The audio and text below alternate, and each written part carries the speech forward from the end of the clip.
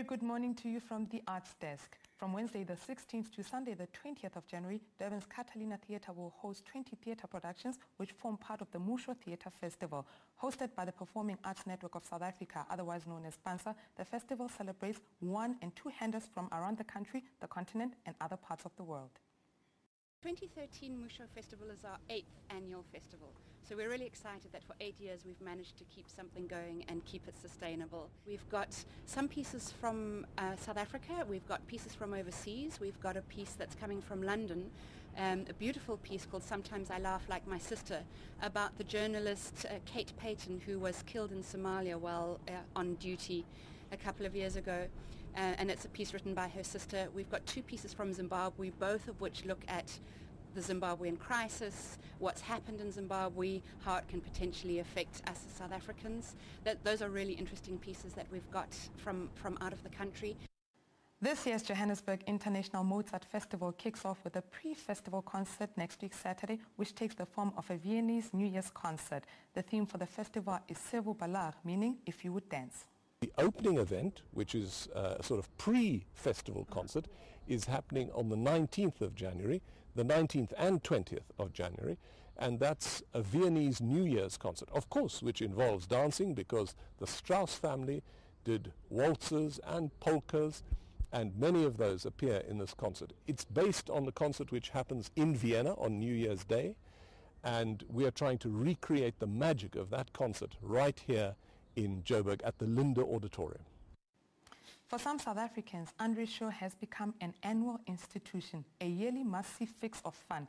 Andre, the hilarious hypnotist, will entertain his audiences at Monte Casino from January the 16th to March the 10th.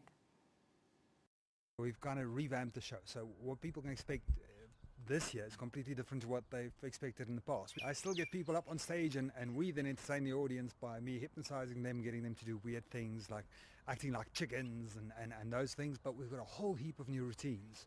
So it's everything from moon landing to feeding your kangaroo baby, etc., etc. There's just a whole heap of new stuff and to kind of celebrate 21 years on stage. After wowing audiences across the country, the Michael Jackson History 2 show starring Kenny West, direct from Vegas, heads to Johannesburg for a season at the Joburg Theatre. The musical biography of Michael Jackson's life kicks off on Thursday evening. Joburg audience can expect an electrifying, energetic show with LED lighting, video production, dancers, full-on live band, choreography, production numbers, everything you can ask for in a concert setting. Our whole idea of this is to give the public and the fans alike the experience of a Michael Jackson concert. We're not saying we are Michael Jackson or this is how he would do it, but we want you to, for 2 hours, be able to lose yourself in that experience and get that feel and that energy of what it was like to be at a concert of his. Auction house Stephen Wells and Company is calling on anyone who'd like to get rid of any valuable items and make some money. They are looking for artworks and antique pieces for their upcoming auction. The closing date for submitting consignments is the 25th of January. Managing Director of the company, Dr. Fred Scott, had this to say. In paintings, one would look for a unique style of an artist. One would look at composition. One would look at technique. Interesting subject matter.